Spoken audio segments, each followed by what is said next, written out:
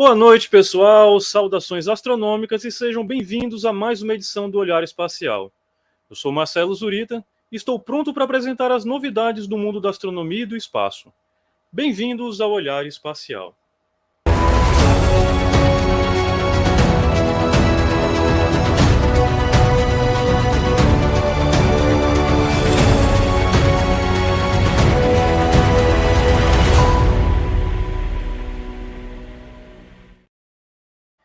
Essa semana, conforme noticiado pelo Olhar Digital, a NASA realizou uma conferência pública para apresentar os primeiros resultados das investigações sobre os chamados UAPs, os fenômenos aéreos não identificados, feitas por um grupo de estudos especializado da agência.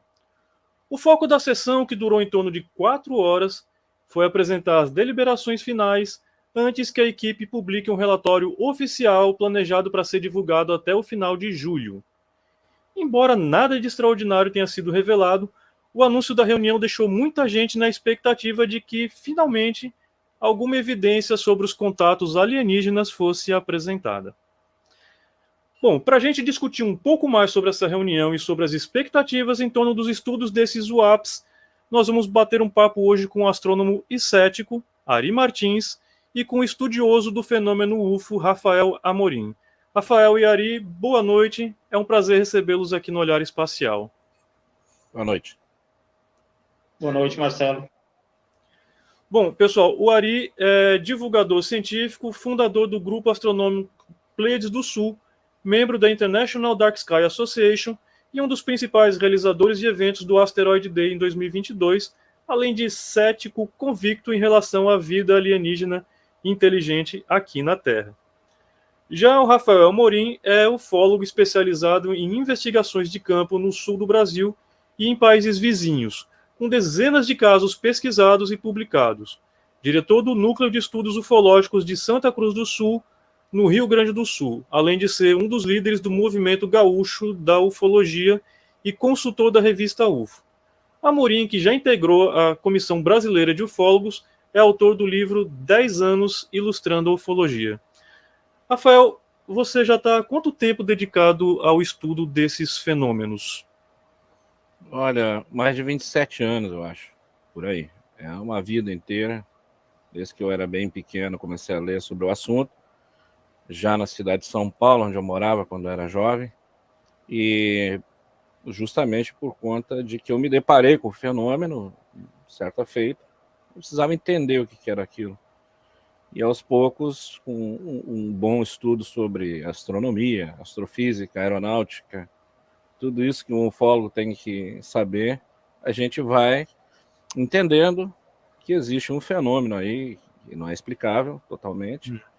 E a partir de então, deixei de ser pesquisador para ser investigador também. E aí é uma vida inteira, né, bicho? E você faz isso de maneira profissional ou é um hobby? Não é nem profissional, nem um hobby. É uma coisa que a gente não tem uma classificação apropriada para o ufólogo. O entusiasta, sei lá, não existe. Na verdade, é um segundo trabalho que a gente tem, porque ele ocupa tempo da gente. Só que a gente não é remunerado. A gente faz pela paixão de tentar, na verdade, descobrir o que é que acontece com as pessoas aqui no nosso planeta, vamos colocar isso no nosso mundo, na nossa sociedade, que elas insistem muitas vezes de que existe uma visita de seres de outros planetas, de civilizações, de inteligência. Então não é propriamente um trabalho. Não acredito que deva ser remunerado também, por enquanto, por não ser uma coisa acadêmica e que não tem uma formação correta ainda. Maravilha. E, Ari, no seu caso, você criou, né, um departamento lá no grupo de astronomia Pleiades do Sul, dedicado a explicar, né, de forma cética, né, muito dos avistamentos aí relatados na sua região. Como é que funciona esse grupo, né, esse departamento específico aí? Perfeito, Zurita. Nós temos o Departamento para Análise Cética do Fenômeno UFO, dentro da nossa instituição de astronomia Pleiades do Sul, como você comentou. E lá nós visamos ser um contraponto à narrativa ufológica e apresentar de uma maneira, segundo nossa visão crítica, não só os casos, né, as casuísticas já sagradas no âmbito aí das pesquisas, como novos casos, registros, dados. Então, a gente pode, digamos assim, colocar ali uma visão que a gente acha que é mais coerente com a metodologia científica, e também nós endossamos uma filosofia que pensa que o fenômeno OVNI pode ser melhor explicado por hipóteses psicossociais, culturais.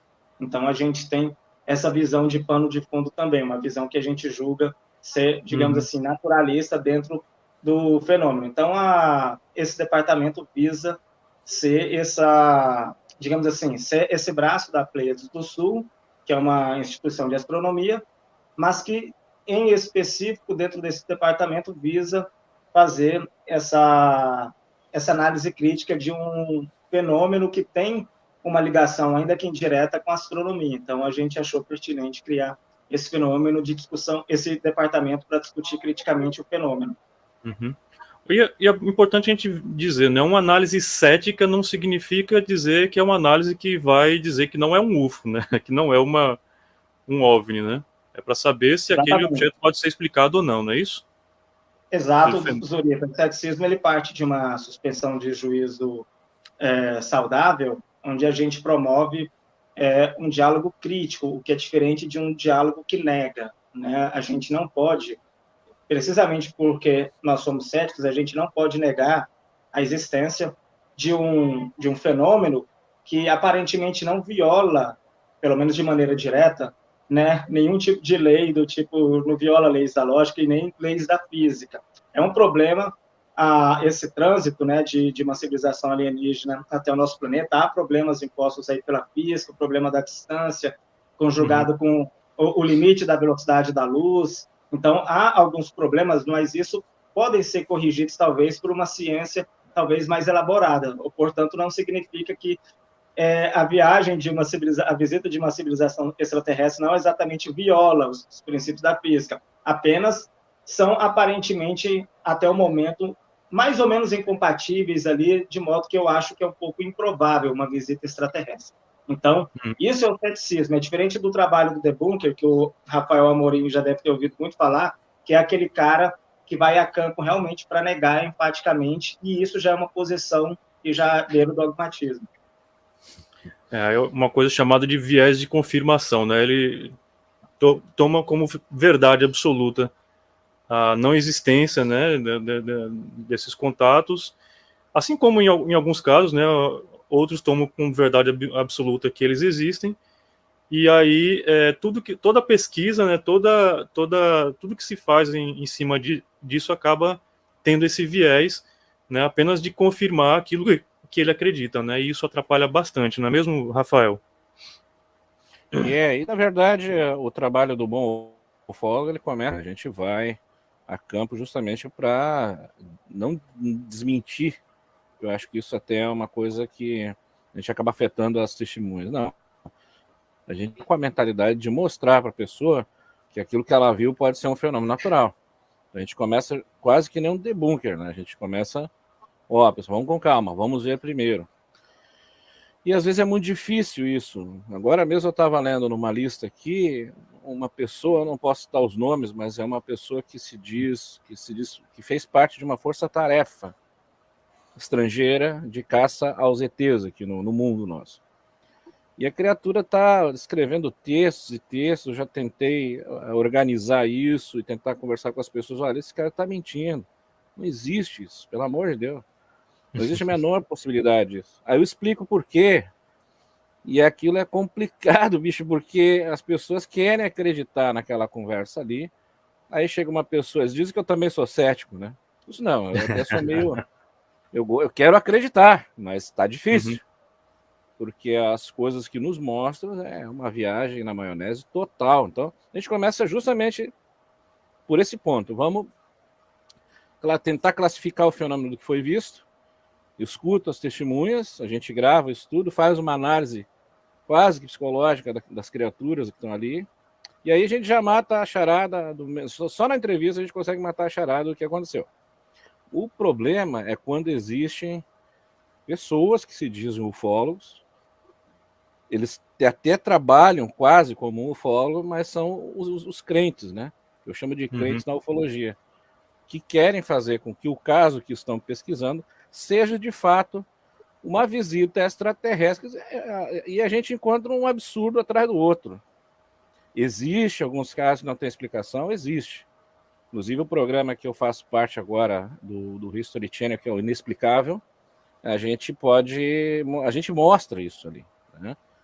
A gente, não sei se podia falar o nome aqui do canal, agora foi. Agora foi. Então, faz parte. O que acontece? Ali a gente tem histórias que a gente recebe, e a gente tem que como é que fala isso em português? Esmiuçar. Esmiuçar, ok.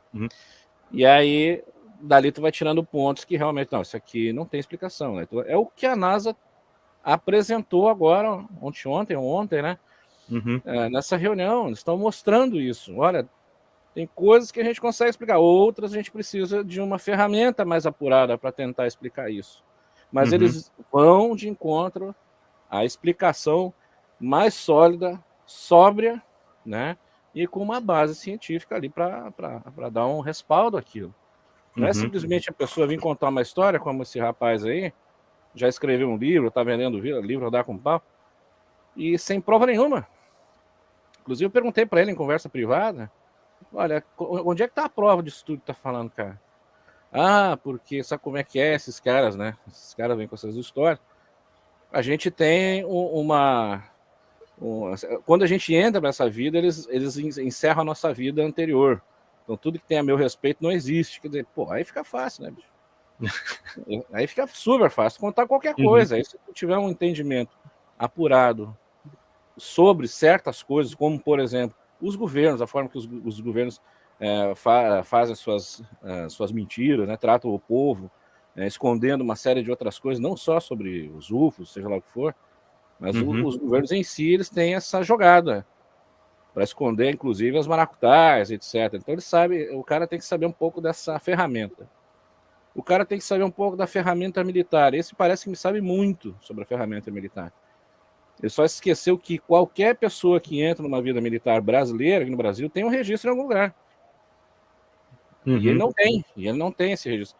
A desculpa é que foi, então, apagado a vida dele aí toda, como se... Enfim, um programa de proteção à testemunha. É bem complicado de lidar com esse tipo de coisa, viu? Mas é mais ou menos isso que eu queria dizer. O carregar esse prefixo, né, de logia, né, no final do termo, né, é uma responsabilidade muito grande, né, que acaba implica que você tem que ter uma visão tanto cética sobre a coisa, né, que é um estudo mais sério, né. Isso começou com cientistas, na verdade, né, o estudo do fenômeno do aéreo não identificado. Então, acredito que quando foi classificado como ufologia, UFO vem da palavra Unidentified Flying Objects. Objetos voadores não identificados. Aqui no Brasil, o OVNI, então seria ovniologia. Então, é como está dizendo o nome, é uma visão sobre o fenômeno que a gente acarreta em ter que descobrir o que raio que é isso, afinal de contas. Pois é, então não cabe muito assim, é uma questão de responsabilidade, né? Tratar de uma forma bastante séria. Exatamente. Porque se a gente quiser ter o respeito, né, sobre o estudo que a gente está fazendo, tem que ser um estudo bem feito, né? Sim, no caso do Ari, o trabalho dele, as pessoas tinham que prestar mais atenção no trabalho dele. Os ufólogos tinham que prestar mais atenção nesse tipo de trabalho, porque é um trabalho sério também. Existem pessoas que a gente conhece da mídia que não têm essa seriedade em lidar com o fenômeno UFO.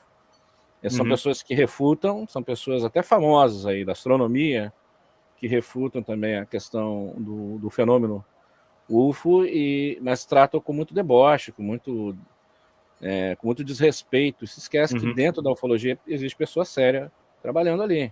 Eu sou uma delas.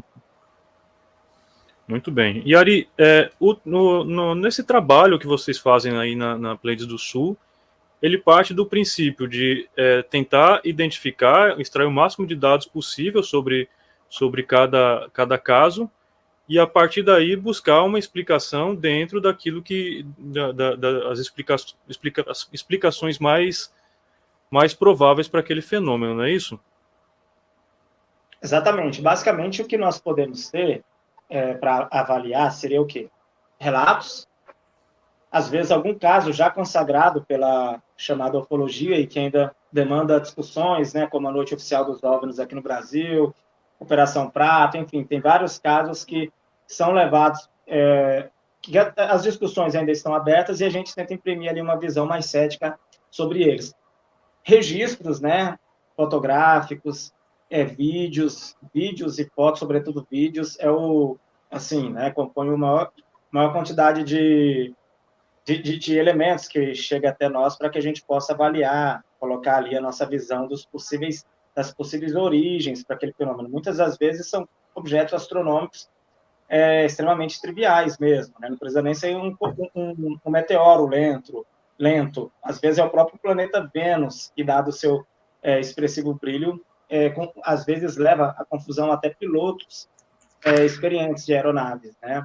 E a gente até pode explicar por que o planeta Vênus e objetos estelares também muito brilhantes podem gerar esse tipo de confusão mesmo para pilotos. Enfim, então a gente tenta avaliar ali no campo do nosso conhecimento, né, depurar quando é o caso de ver o que é ou não de astronômico ou astronáutico, né, às vezes um flash de satélite, enfim, durante o início ali dos lançamentos dos Starlinks era basicamente cotidiano, né? A gente receber imagens dos comboios de Starlinks.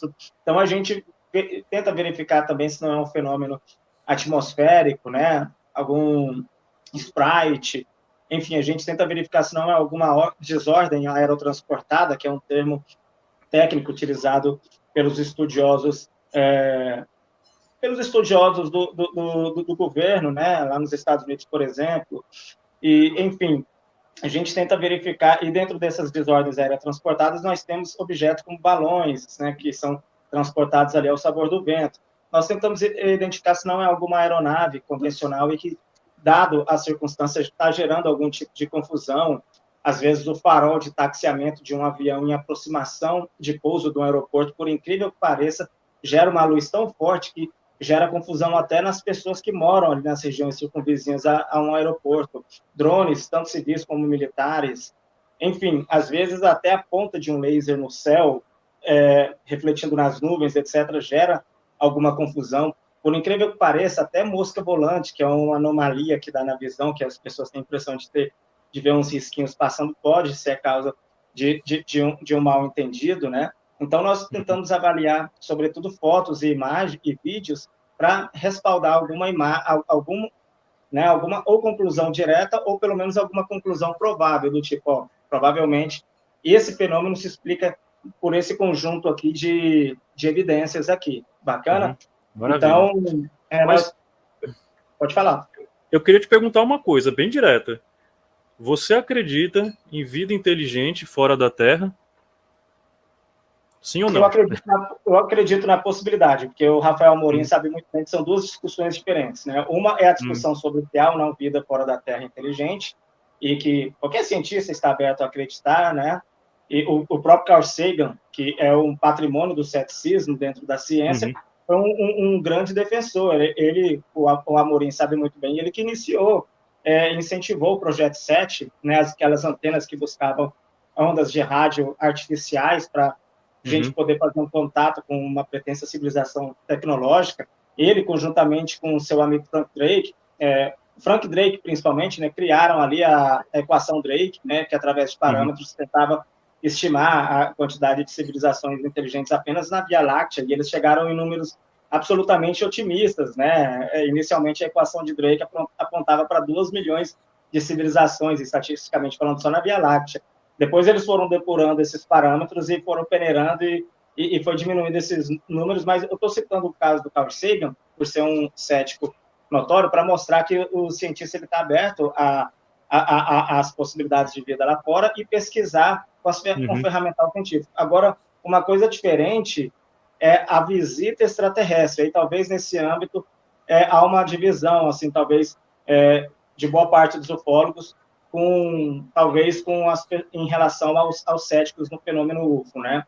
Então, se eles têm essa capacidade, se nós estamos recebendo visitas, se há algum caso que denote ali uma evidência mais concreta, aí sim a gente já é um pouco mais cauteloso com essa ideia, com essa hipótese. É nesse ponto realmente que existe essa divergência, né, Rafael?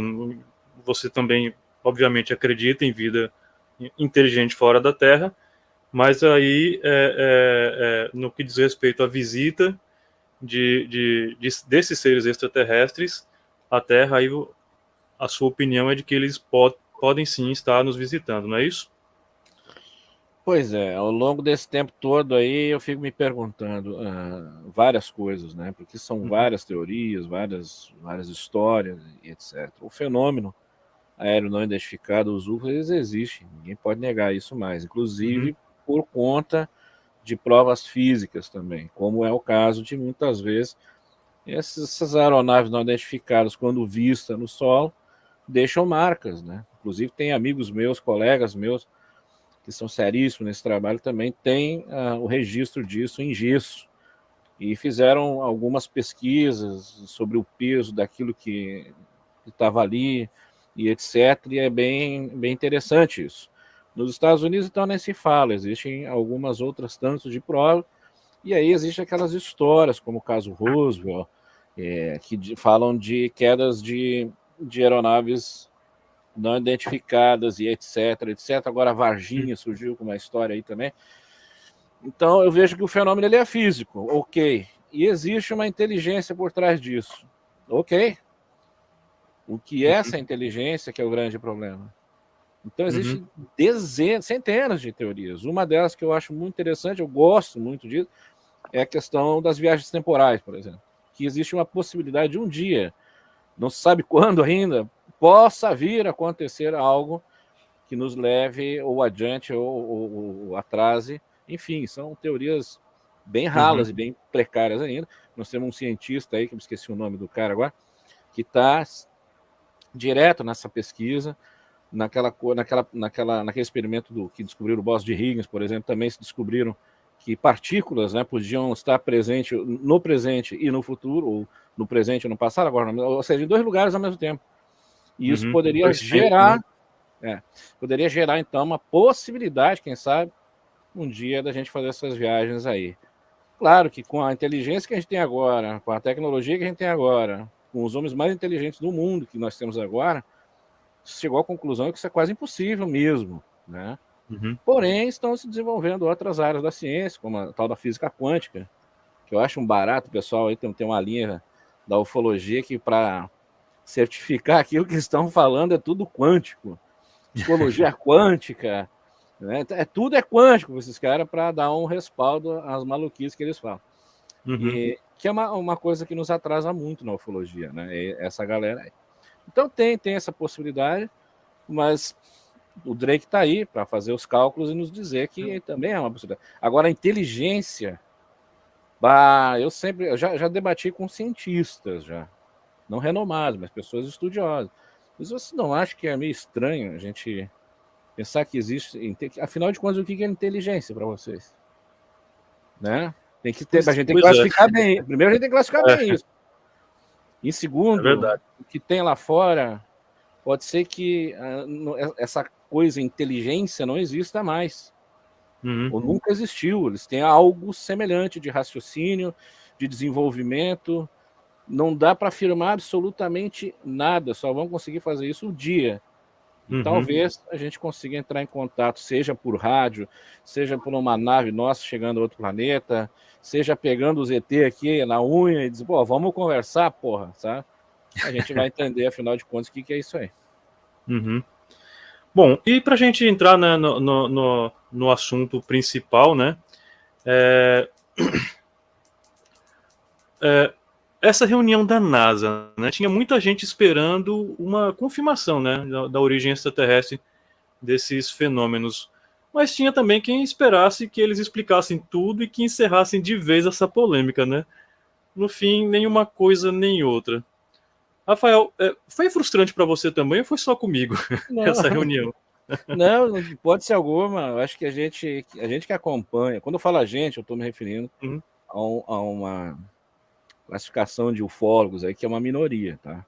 uhum, A gente já esperava que vinha isso, porque a gente está trabalhando, forçando a barra dessa gente faz muitos anos. Aqui no Brasil, então, desde 2005, 2006, para a gente saber alguma coisa, o que estão fazendo. E a gente já esperava, porque já aconteceu várias vezes a mesma coisa. Então, o pessoal uhum, que não está dentro da ufologia, eles se esquecem que houve nos anos 60 já uma reunião parecida com essa, com a Força Aérea Americana, depois nos anos 70 e assim sucessivamente. Início do agora, 2000 e, vou chutar aí, acho que 2015, 2013, houve uma outra reunião muito mais festiva, muito maior do que essa, nos Estados envolveu o Unidos. Congresso americano e Envolveu tudo. o Congresso. Não, essa do Congresso é mais recente, é uma outra ainda, né, Uhum, que reuniu cientistas, espiritualistas e ufólogos. uhum, Um troço que até hoje eu pergunto, o que deu naquele negócio? O Gevaer estava lá, nosso ex-editor da revista UFO, falecido agora. uhum, Foi um negócio, bicho, bom, agora filosoficamente a coisa vai mudar, não mudou nada. E a questão da NASA vir à tona e apresentar o serviço deles, que eles estão fazendo, eu achei, primeiro, a única coisa que me surpreendeu foi a humildade dos caras fazerem isso. Isso a gente estava esperando há uhum, tempos já, que viesse à tona, ó, realmente, nós estamos fazendo aqui o que dá para fazer. Então a gente não uhum, se surpreende, porque a gente sabe o limite da agência, da NASA, conhece esse limite que eles têm, mas é legal saber que eles estão utilizando tanto desse limite quanto vão buscar mais coisa para poder acabar com essa história aí de uma vez por todas. O que vai ser ruim, como eu já tenho visto nas listas aqui, é aquela velha história do pessoal da conspiração, é o pessoal dos místicos, não, a NASA está escondendo. Cara, conversa com o nosso astronauta brasileiro e vê o que ele tem para dizer sobre isso. A é, NASA vai ser o primeiro órgão que vai dizer, olha, encontramos vida inteligente, ou pelo menos com uma uhum, inteligência parecida com a nossa. Tenho certeza absoluta. Os militares até vão tentar apagar isso, agora já nem querem mais. Vocês estão notando que até os militares americanos são os mais difíceis, né? Porque uhum, em outros países a coisa está liberada. Os militares estão falando com amplidão da coisa e nos ajudando muitas vezes, né? Como foi feito uhum, agora no Brasil, que tem uma portaria aí que foi baixada há anos atrás aí, graças à campanha de liberdade de informação que foi capitaneada pela revista UFO. Vou dizer de novo, foi capitaneada pela revista UFO. Tem gente dizendo aí que é o contrário.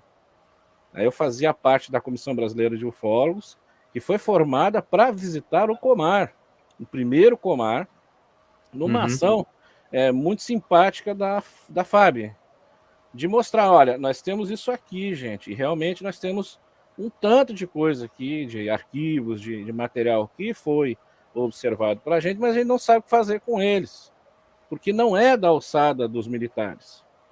Então, uhum, vamos liberar para os ufólogos. E essa portaria está bem clara. Qualquer um está liberado para falar, para dizer ou reportar qualquer que eu digo dentro da aeronáutica, né, que a Marinha e o Exército ainda não se manifestaram muito sobre isso, pode reportar aí o que estão vendo. Os objetos uhum, foram não identificados com tranquilidade. O que aconteceu em novembro do ano passado, outubro, novembro do ano passado, aqui na cidade de Porto Alegre, no Rio Grande do Sul, quando mais de 50 pilotos de aeronaves viram aí luzes que não estavam entendendo o que era e reportaram tranquilamente ali para todo mundo não, caiu na rede, na verdade, uhum. e foi liberado. Houve uma confusão muito grande, diga-se passagem, nesses dias aí, porque nós tínhamos aí o Starlink fazendo altos estragos aí. Pois Então, é, eu participo da Bramon, né? Não sei é, se você sabia disso, né? Eu sim. participo da Bramon e a gente foi um dos grupos, né, que estudou esse caso.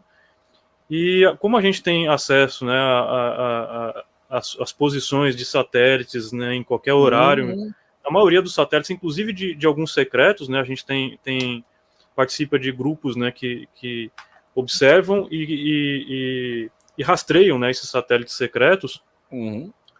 Então a gente conseguiu identificar, né, o nosso colega lá, o Gabriel Zaparoli, fez filmagens dos objetos com horário certinho, né, com horário universal lá atualizado, e aí a gente conseguiu identificar um a um os objetos que apareciam, e a gente divulgou essa informação, inclusive explicando o porquê que eles apareciam, porquê que eles só estavam aparecendo naquele momento, inclusive falando, né, daqui alguns meses, né, em fevereiro, vão começar a desaparecer e só vão aparecer no final do ano que vem. E, de fato, Rafael, sumiram esses objetos. Oi? Inclusive, a live que vocês fizeram, promoveram no próprio canal do Olhar Digital, na época, onde vocês explanaram, né, as causas, pelo menos os registros que vocês tinham mais de perto, serviu de referência para a mídia brasileira no geral, né? Aquela live de vocês foi usada como referência para a televisão e outras mídias explicarem corretamente, né? Ou seja, ela serviu como uma própria referência para mais veículos de comunicação. Essa uma live que vocês fizeram na época com o Zaparoli, você, eu acho que o Jung estava presente.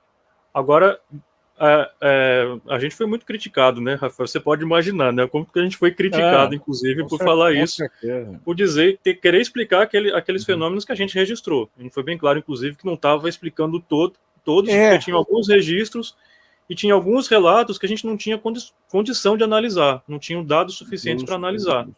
Mas aqueles que a gente analisou eram Starlink, e mesmo assim muita gente não acreditou, só que eles deixaram de aparecer, né, conforme a previsão da China. Olha só, essa é a grande confusão. E eu estava no meio desse tiroteio aí, cara, foi um inferno.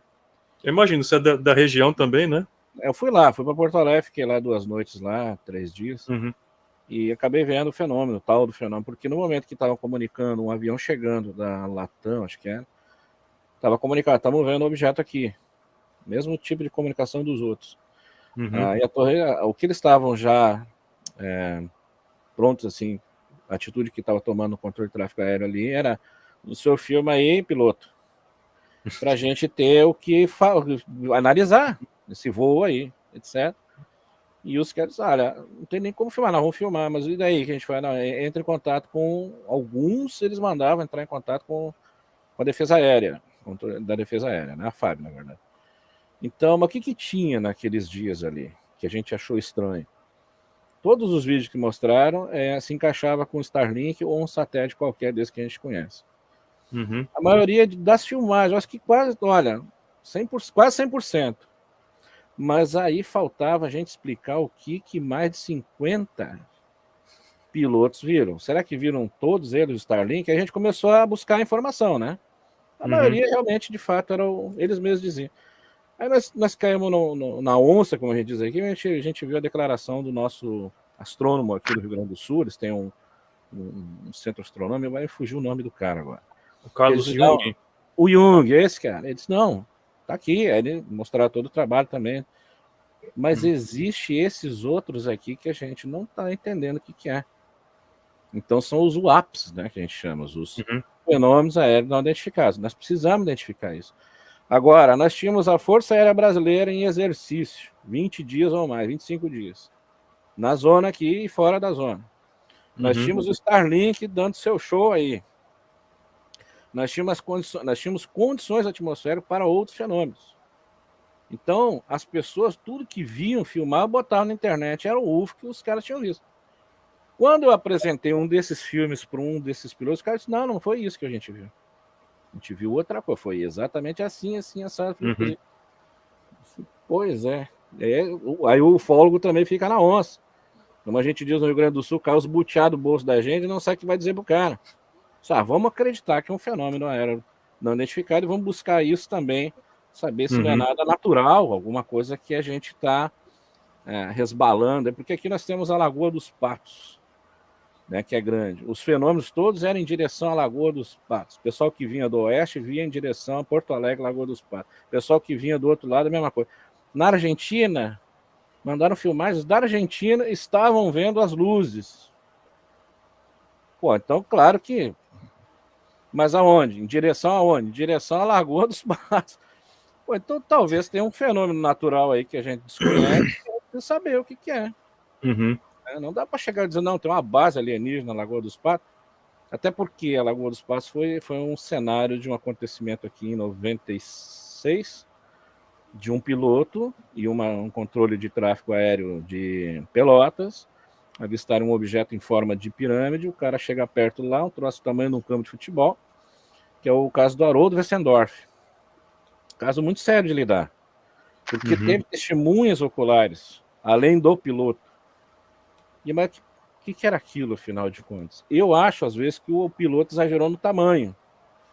Porque o pessoal lá da Torre de Comandos que viam aquele ponto triangular no céu, a olho nu e com binóculo. E era escuro. Nós não conseguíamos identificar. O piloto já disse que quando fez a volta em torno do objeto, aquilo tinha o tamanho de um campo de futebol. Ele sabia medir isso por conta dos instrumentos do avião. Mas eu confesso que eu vou ter que acabar acreditando nele, porque não existe um registro técnico, nem um vídeo, nada, absolutamente nada.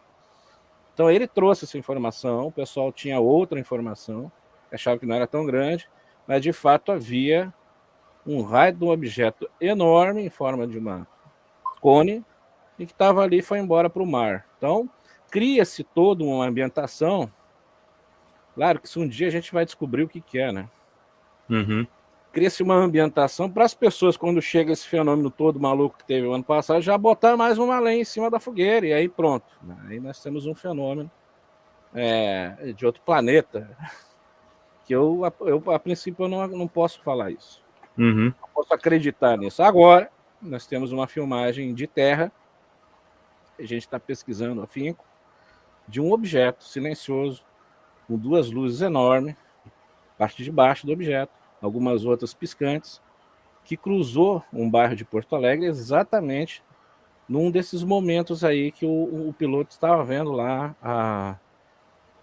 as luzes, né, como eles chamavam, né, e estava reportando lá para o Salgado Filho. A gente tem essa filmagem de uns colegas nossos aí que entraram em contato com a gente, e eu achei curiosa. Eu disse, olha, a gente precisa saber o que é isso aí. Que tipo de aeronave é essa silenciosa, veloz e com esse tipo de iluminação? Esse é o papel do ufólogo. A gente saiu atrás para ver se descobriu alguma... A menos que seja alguma arma secreta, uma aeronave secreta da Força Aérea que estava em exercício naqueles dias, a gente não conseguiu classificar ela ainda. Então, é uma coisa eu muito... acho que se fosse algo secreto, estaria com as luzes desligadas, né? Óbvio, ou não. Ou não. Para não ser visto, né? Mas olha... Bem filmado, inclusive, o troço. Bem bacana. A gente tem as nossas câmeras, né, espalhadas aí por todo o Brasil e que registra muita coisa, né? O objetivo é registrar meteoro, mas aí passa inseto, passa avião, satélite, né? Muito satélite que a gente não imaginava que fosse capaz de gerar flare, né? Mas ele gera lá um piscado lá no meio do céu durante a noite e a gente vai mede a posição exata do flare e quando vai no mapa de satélites coincide lá com um satélite geoestacionário abandonado lá no chamado tem isso, né? Tem isso cemitério também. de satélites, né? Então, agora, tem umas coisas que a gente não consegue explicar e eu acho que vai ser muito difícil um dia a gente chegar nessas conclusões, principalmente por conta da presença dos famigerados drones, né, que passa aquele negócio assim, passa na frente do negócio com umas luzes piscando, às vezes não, às vezes as luzes paradas, e a gente não consegue, claro, a gente não sabe, né, a trajetória, onde que tem drone, qual é a trajetória dele, a gente não consegue pegar e identificar. Fica como um objeto voador não identificado, mas com forte viés de ser um drone, porque a gente só capta ele numa câmera específica. Se fosse algo mais elevado, a gente poderia captar em 2 ou 3 câmeras lá da Bramon, né? E não é o caso. Você acha que esses objetos atrapalham muito aí a pesquisa ufológica também, Rafael? Pra caramba, porque nós temos que filmar de drone aí, não é mole não que chega pra nós aí. E a gente, como eu conheço drone, tem uma coisa de drone, e a gente tem um colega nosso aqui, o Fabrício, grande Fabrício, estão tudo aí no chat, acho que estão aí, não sei se tem chat aí, tem. Tem sim. Ele também é piloto de drone. Há poucos dias chegou uma filmagem dos Estados Unidos aqui, eu achei interessante. Eu disse, pessoal, vamos ver o que é isso aí. E eles fizeram, quando eu digo eles, o pessoal que a gente tem o núcleo de estudos do Flávio Santa Cruz, eles são ligados a nós aqui, né?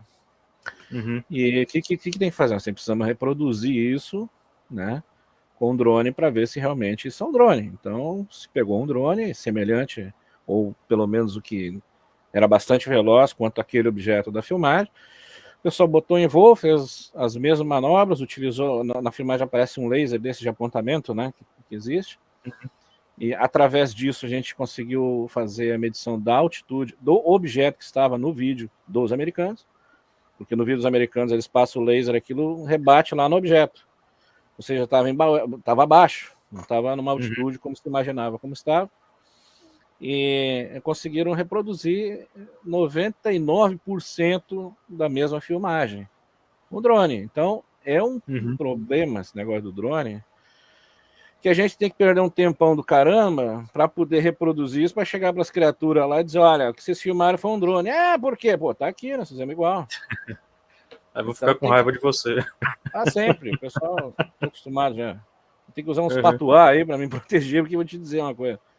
É complicado, é bem complicado, mas esse é o nosso trabalho.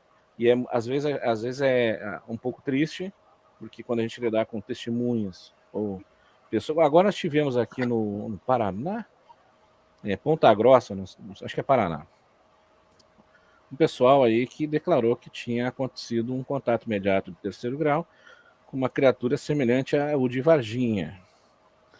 As primeiras informações que deram é que havia um ET de Varginha em Ponta Grossa. Aí o povo lá foi lá, um pessoal aí da ufologia, foram investigar. E nos colocaram dentro de uma lista, eu não sei se eu estou me estendendo aqui, Ari, me interrompe aí se eu estiver passando também por cima. Não sei se já chegou a saber esse caso, Ari, o tal do ET Jimmy, tem até nome o ET. Eu falar? O troço foi foda. Uma senhorinha viu uma criatura no pátio da casa ao amanhecer, e se apavorou, chamou o filho, contou o que era, o filho disse que era um ET de Varginha. Aí foram os ufólogos para lá, e entre esses ufólogos havia umas pessoas bastante duvidosas. Pelo menos para as declarações que deram para mim, eram bastante duvidosas.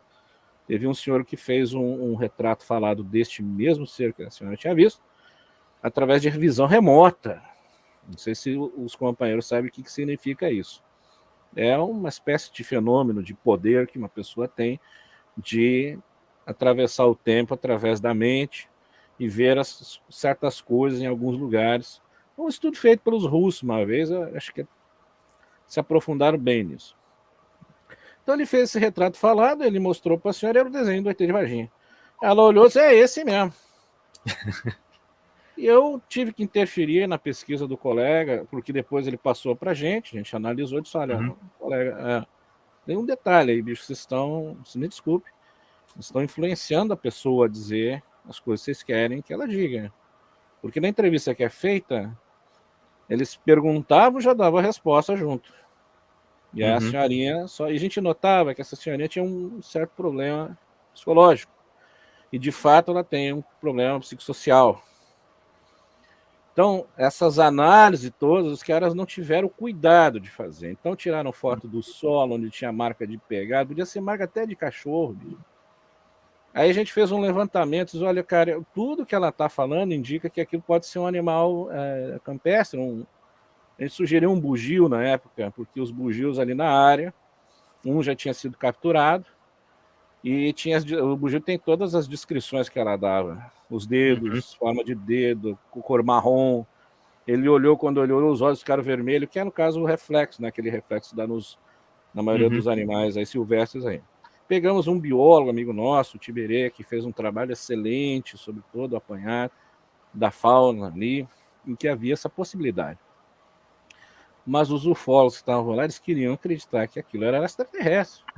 E até hoje estão fazendo isso. Inclusive fizeram regressão com a mulher, a senhora, e daí veio o nome do Jimmy. Aí Aí quando veio o nome do Jimmy, disse, pelo amor de Deus, o que estão fazendo com essa mulher, cara? E com a ufologia. O que estão fazendo com a ufologia? tornando ela famosa. É o ET Bilu, né, cara? É o Jimmy Bilu. Então, e esse tipo de coisa, bicho, é o que esculhamba com a nossa categoria, com a nossa classe. Uhum. A gente tem encontrado muito pouca gente que tem o pé no chão. O assunto já é delicado, bicho. Aí os caras começam a viajar desse jeito. Claro que houve uma discussão entre eu e o pessoal foi em lives aí falar que eu era muito cético. E olha que eu não sou cético, eu sou uma pessoa que quer acreditar no fenômeno, né? Eu só estou mostrando que há uma discrepância muito grande em tudo que fizeram, erros gritantes, e olha, são pessoas... O cara é professor de química, bicho. Ele fez o recolhimento do material, fez a análise química de uma das folhas, que tinha ficado um resíduo de alguma coisa nas folhas onde o animal pegou, fez uma análise, falou, disse, cara, não disse nada. Para mim não tem nada fora do normal aqui, não tem nada que apresente aqui algo extraterrestre. É um trabalho bem árduo que eu não teria tanta coragem de fazer, não. Na maioria das vezes, quando a gente parte para os nossos estudos, se não tem vídeo, fica muito difícil a gente tomar qualquer conclusão. Acabei de receber um vídeo aqui também que... Desculpe te interromper, pode continuar. Eu ia dizer, até na observação de meteoros, o cara viu um meteoro, a gente sabe que ele viu um meteoro. Se a gente sabe qual a trajetória do meteoro porque a gente captou em 2 ou mais câmeras lá, então a gente sabe exatamente qual a visão que ele teve.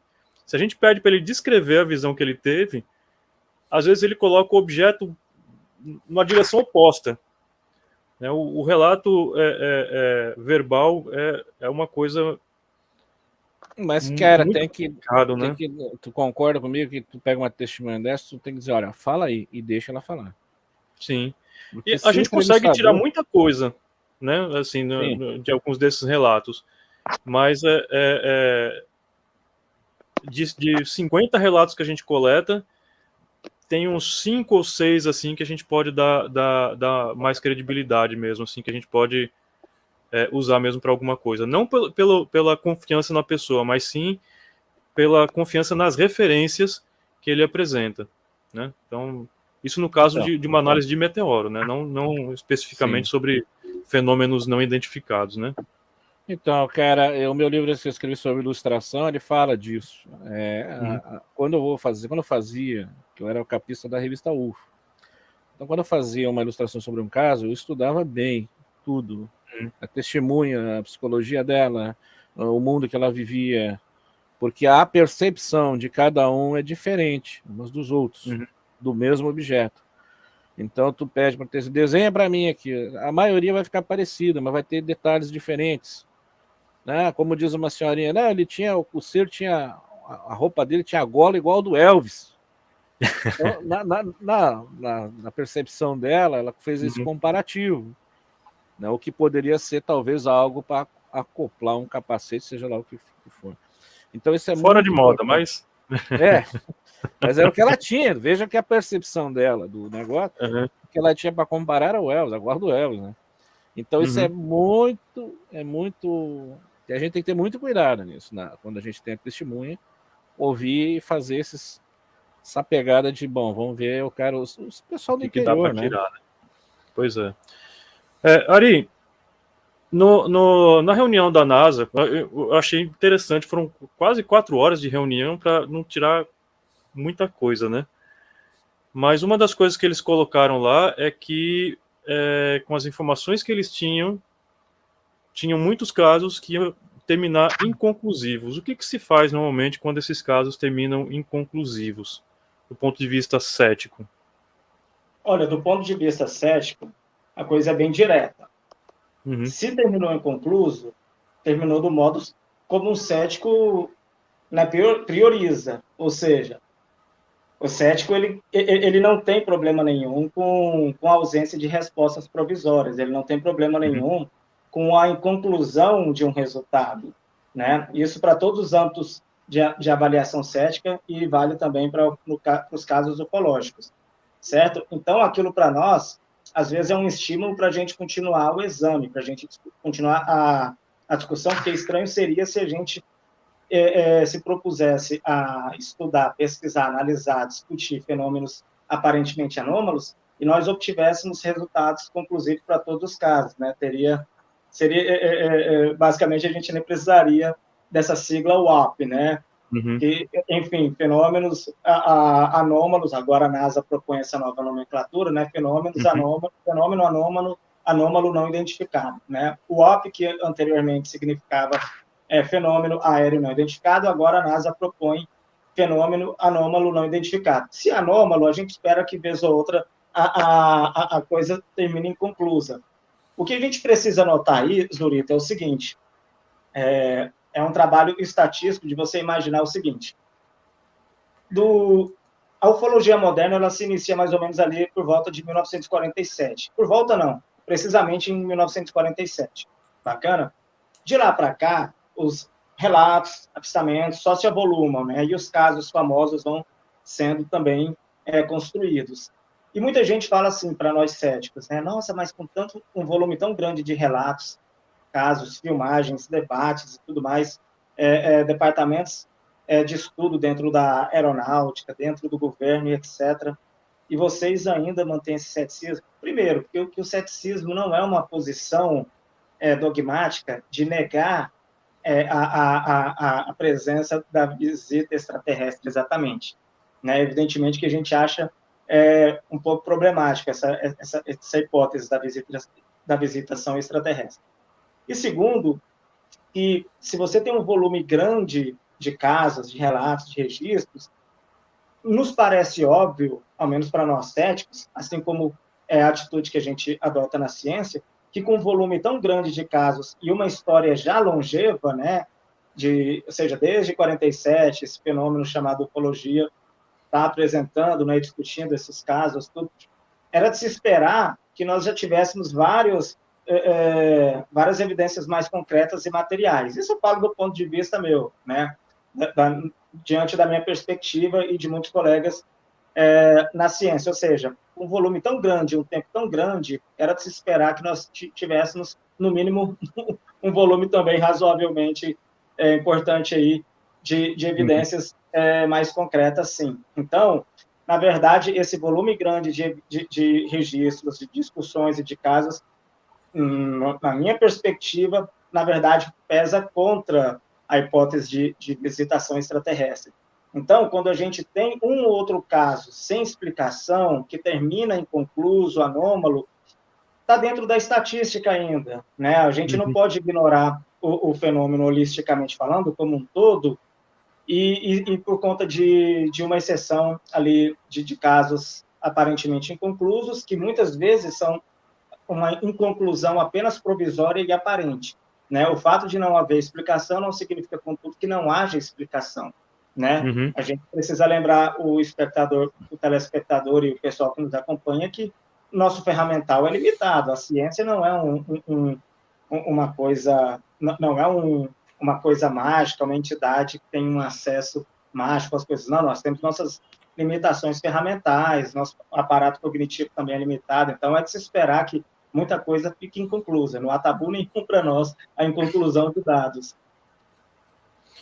Pois é. Rafael, ainda sobre essa reunião, duas coisas assim me chamaram a atenção, né? Primeiro, eles falaram da dificuldade que eles tiveram, que a NASA teve de conseguir, né, de ter acesso a outras imagens, né, de outros sensores que são equipamentos secretos, né, que eles não podem revelar, né? E que com essa falta, né, de dados, com essa falta de informação, né, tem muitos desses casos vão ficar inconclusivos, mas eles se dispõem, né, estão se dispondo a criar sensores, a criar instrumentos que possam registrar de maneira mais científica, né, esses fenômenos, e inclusive padronizando, né, a forma de relatar a observação desses fenômenos aí junto à Força Aérea, junto ao Exército Americano. Tá? Então, aí eu pergunto, juntamente com a conclusão que eles falam, né, que não há evidências de que, pelo que eles têm hoje, não há evidências de uma origem extraterrestre desses fenômenos, você acredita que com esses sensores que eles estão se propondo a criar, e com essa política, né, uma nova forma de relatar esses essas observações, você acha que a gente vai poder mudar um pouco dessa inconclusividade, né, dessas análises? Será que a gente vai chegar, enfim, a uma comprovação de que nós estamos sendo visitados por extraterrestres? É a tal da coisa, né, bicho? Eles falam isso, tá? Mas se apoia a sugestão de que existe um fenômeno aéreo não identificado.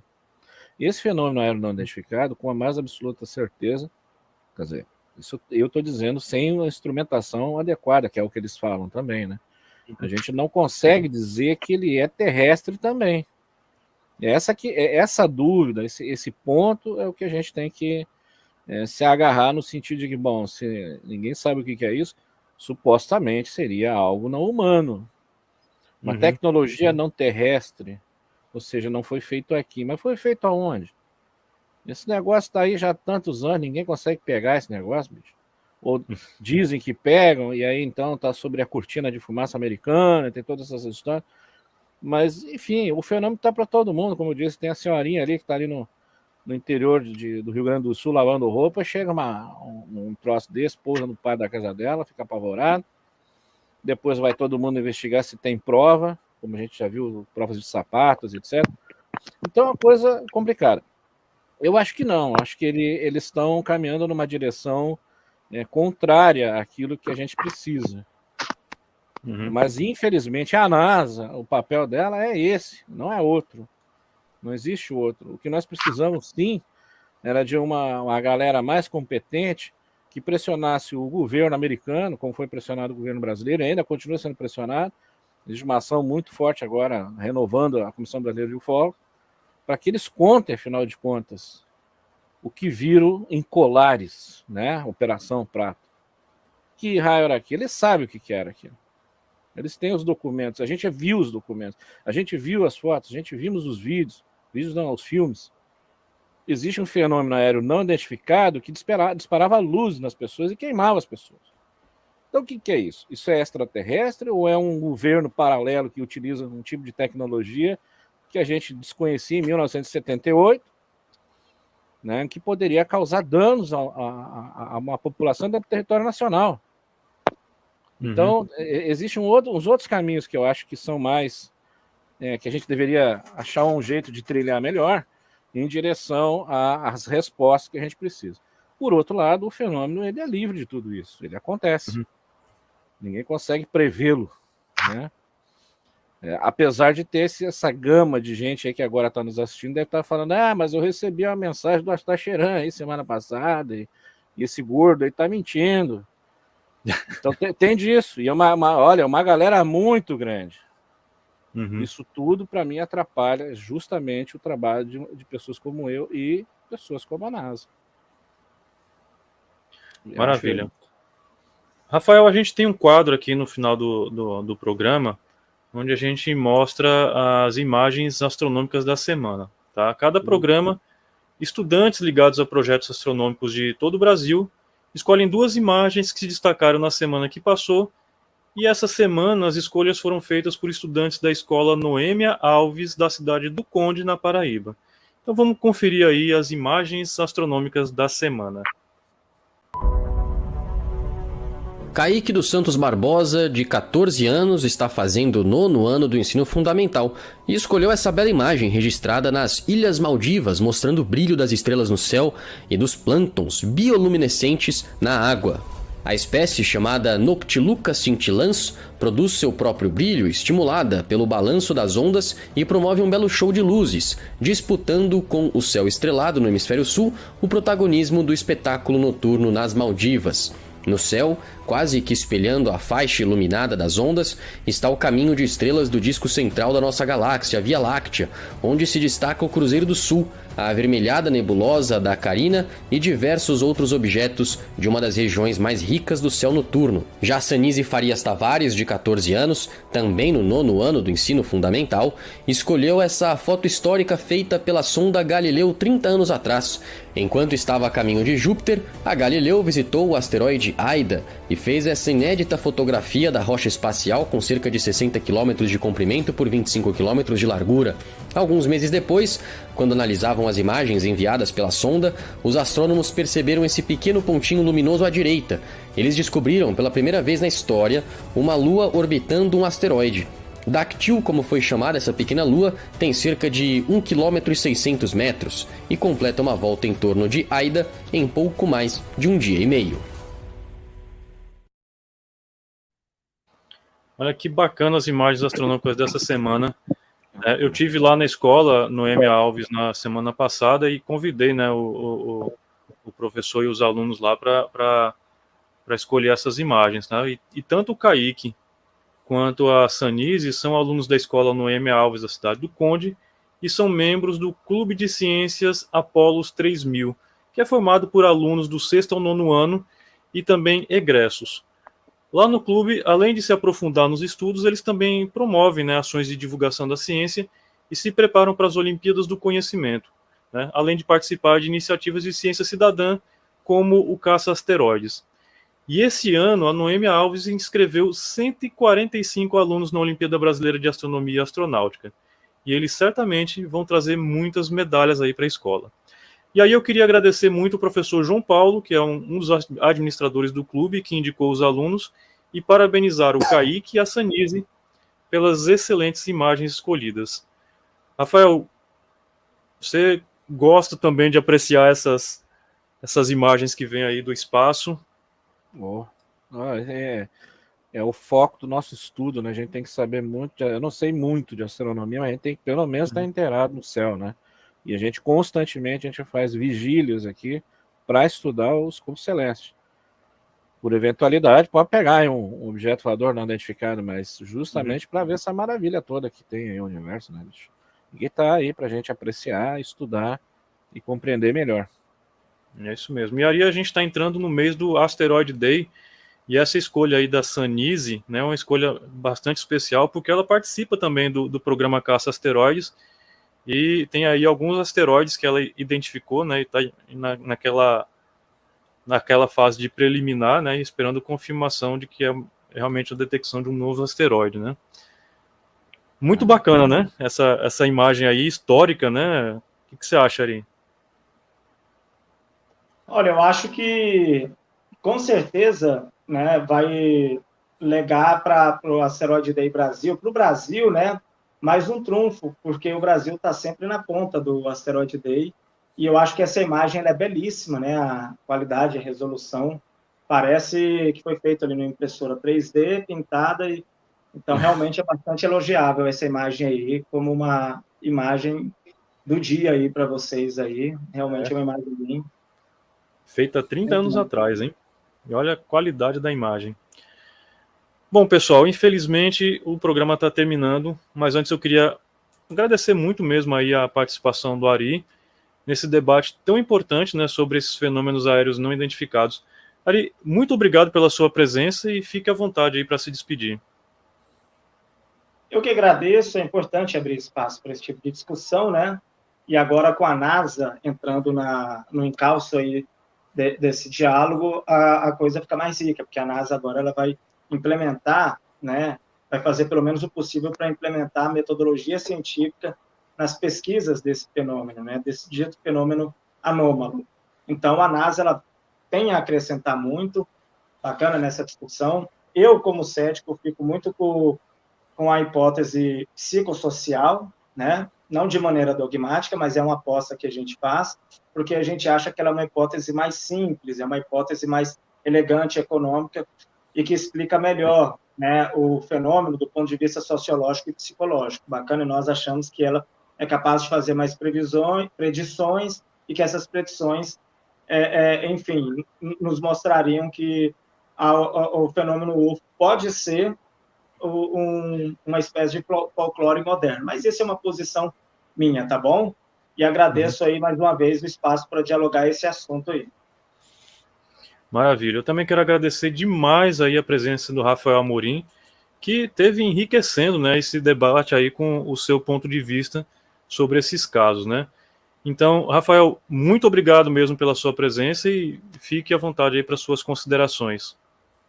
Agradecer ao Ari aí, que deixou eu falar mais do que devia aqui, que me convidou também, né, justamente para participar. E estou sempre à disposição para o que eu estiver ao meu alcance, como pesquisador, investigador de casos ufológicos. E, claro, tudo tem que ter uma dose certa para que a gente tenha equilíbrio. E eu considero o trabalho do Ari assim, um dos trabalhos importantes aí também que a gente tem dentro da rede social, da web. E vamos que vamos esperar então que não demore muito para que a NASA consiga nos auxiliar nessa busca pela resposta de um fenômeno que ainda não tem resposta completamente. Obrigado a todos. Obrigado, Rafael. Bom, por fim, eu agradeço também a presença de vocês que nos acompanham nessa jornada astronômica que a gente realiza junto aí todas as sextas-feiras. Deixo desde já um convite para o próximo programa, na próxima sexta-feira, sempre às 9 da noite, pelo horário de Brasília. Olhar Digital, o futuro passa primeiro aqui. Um ótimo final de semana e até a próxima.